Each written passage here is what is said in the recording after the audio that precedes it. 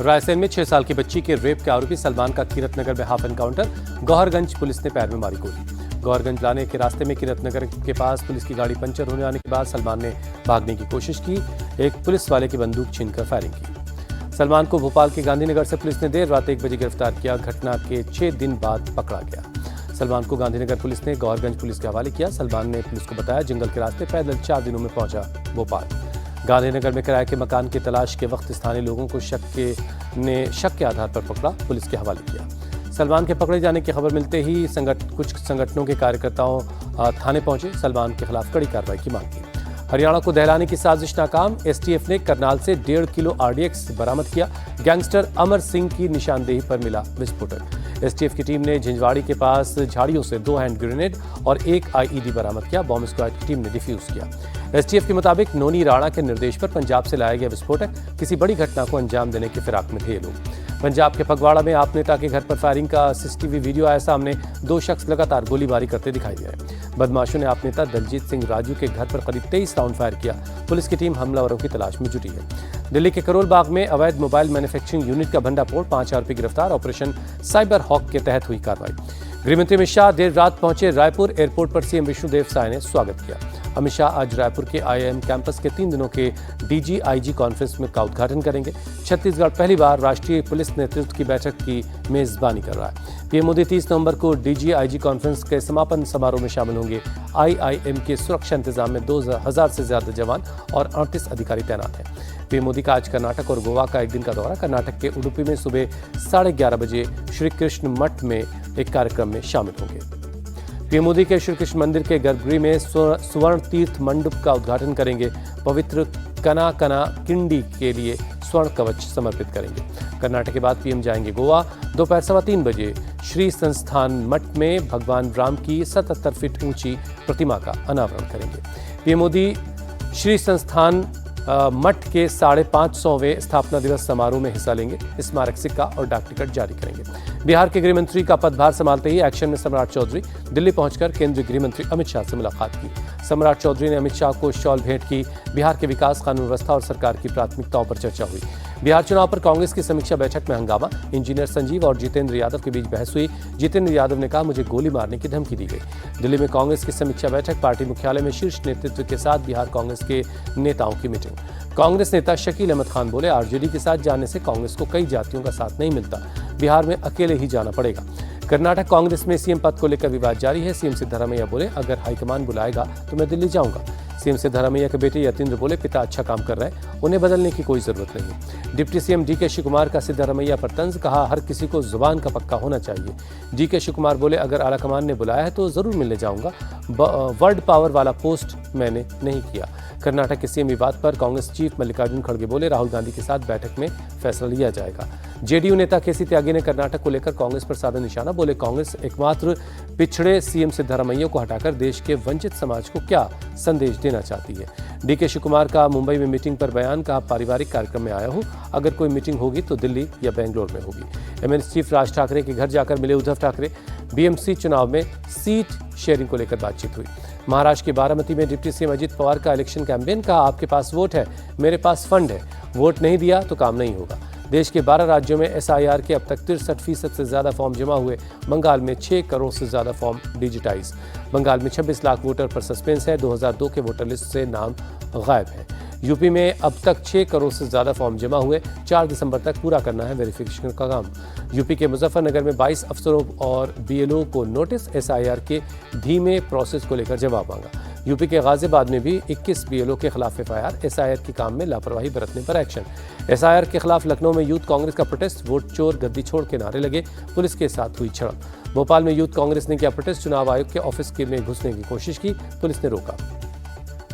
Police ने कांग्रेस कार्यकर्ताओं पर वाटर कैनन का इस्तेमाल किया। प्रोटेस्ट में एमपी कांग्रेस चीफ समेत कई बड़े नेता शामिल हुए।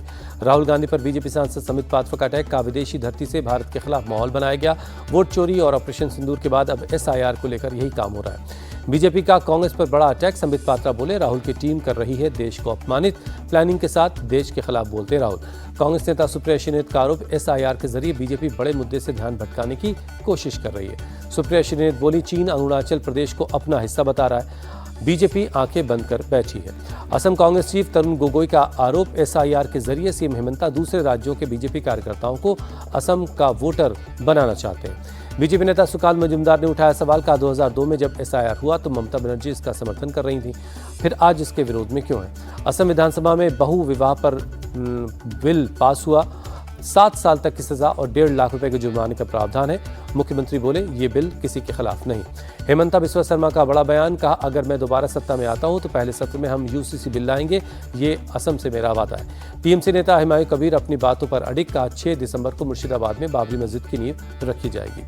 हुमायूं कबीर के बयान पर सीएम ममता की चुप्पी, बीजेपी का सवाल, क्या वो हुमायूं को सपोर्ट कर रही हैं। जेल में बंद खडूर साहिब के सांसद अमृतपाल सिंह को झटका, पंजाब सरकार ने संसद के शीत सत्र में हिस्सा लेने के लिए अस्थायी रिहाई की अपील खारिज की। दिल्ली एनसीआर में प्रदूषण पर सुप्रीम कोर्ट ने फिर जताई चिंता, चीफ जस्टिस बोले हमें कारण पता है, सिर्फ बोलने से नहीं ठोस कदम उठाने से कोई हल निकलेगा।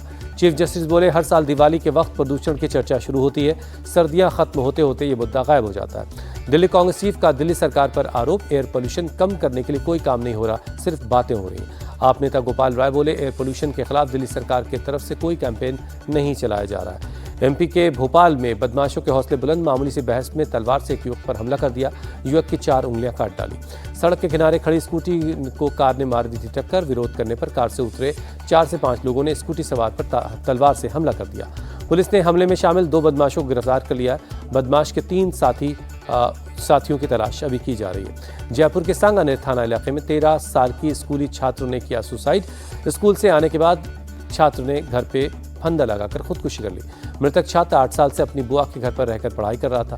पिता ने थाने में शिकायत दर्ज करवाई, लेकिन किसी पर शक जाहिर नहीं किया। पुलिस मौके से किसी भी सुसाइड नोट के मिलने से इनकार कर रही है। यूपी के सीतापुर हत्याकांड का पुलिस ने किया खुलासा, पत्नी ने प्रेमी के साथ मिलकर करवाई पति की हत्या।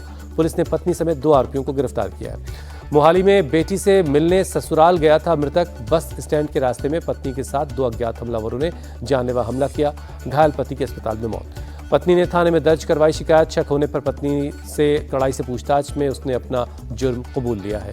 मुंबई के कुर्ला में गाड़ियों के गैराज में लगी आग, गैराज में रखे 4 सिलेंडरों में हुआ धमाका, कोई हताहत नहीं। आग लगते ही इलाके में मची अफरा तफरी, लोग घरों से निकलकर भागने लगे। पतली गलियां होने की वजह से फायर फाइटर्स को आग बुझाने में मुश्किलें पेश आई। यूपी के संभल में गंगा एक्सप्रेसवे पर दर्दनाक सड़क हादसा, पिकअप और कार की टक्कर में 6 लोगों की मौत। डॉक्टरों ने गंभीर रूप से घायल 2 लोगों को मुरादाबाद रेफर कर दिया। पुलिस के मुताबिक तेज रफ्तार की वजह से यह हादसा हुआ, दोनों गाड़ियों के आमने सामने की टक्कर हुई। एमपी के इंदौर से 2 साइबर क्रिमिनल गिरफ्तार, क्राइम ब्रांच की टीम ने 2024 में एक महिला से 1 करोड़ 60 लाख की ठगी के मामले में गिरफ्तार किया। बिहार के छपरा में नगर निगम का एक्शन, सड़क के किनारे अतिक्रमण को हटाया गया। मुख्यमंत्री नीतीश कुमार के गृह जिले नालंदा में भी बुलडोजर वाली कार्रवाई हुई। बिहार शरीफ में सड़क के किनारे से अवैध कब्जों को हटाया गया। दिल्ली बिलास में आतंकी मुजम्मिल का कबूलनामा, विस्फोटक बनाने में नेल पॉलिश रिमूवर और एसीटोन पीसी का इस्तेमाल होता था। मुजम्मिल का उम्र को लेकर बड़ा खुलासा, का खुद को लीडर मानता था। अल-फलाह यूनिवर्सिटी में होती थी टेस्टिंग। लाल किला ब्लास्ट के आरोपी जासिर बिलाल को एनआईए कस्टडी ने 7 दिनों की बढ़ी, 10 दिनों की कस्टडी खत्म होने के बाद दोबारा कोर्ट में एनआईए ने पेश किया था। यूपी के संभल हिंसा के मामले में एक्शन, मुख्य साजिशकर्ता शारिक पर 2 और केस दर्ज। तुर्की के समय सीमा खत्म होने के बाद भी कोर्ट में पेश नहीं हुआ। सीवान के रघुनाथपुर में ज्वेलरी शॉप में दिन दहाड़े लूट, हवाई फायरिंग के बाद दुकानदार को बंधक बनाकर लाखों की लूट, लोगों ने भाग रहे एक बदमाश को पकड़ा। बिहार के डिप्टी सीएम सम्राट चौधरी का लूट पर बयान, का पुलिस सख्ती से काम कर रही है। इस मामले में गिरफ्तारियां भी हुई हैं।